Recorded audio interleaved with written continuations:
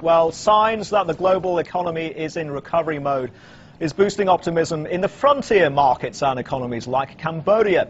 After being battered by the global downturn, the IMF now estimates Cambodia's economy will grow 4.5% in 2010. Local authorities are looking to cash in on that growth, saying they want to open a stock exchange by next year after more than a decade of delays. Well, Douglas Clayton is CEO of Leopard Capital and joins us now live from our Asia headquarters, as does Hanyut de Jong, Chief Economist at ABN AMRO Bank. Doug, good to see you.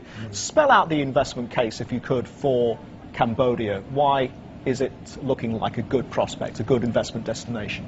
Cambodia is the most open economy in Southeast Asia, and they allow foreigners to own 100% of businesses there. It also has one of the youngest populations in Asia, with the average age of only 21 years old. So clearly it's a country with its best years ahead of it. The government is very stable and it's very welcoming to foreign investors. And there's opportunities in any sector that you can imagine there, because it lost 30 years of history. Now it's eager to catch up to the rest of the region. Over the last 5 or 6 years, it was the fastest growing country after China in all of Asia. So it's achieved a lot in its social indicators, and per capita GDP has risen quite rapidly. So I see it as similar to many of the other Southeast Asian countries 20 or 30 years ago, and it will have a similar future ahead. And as well as tourism, what are the main drivers of the economy?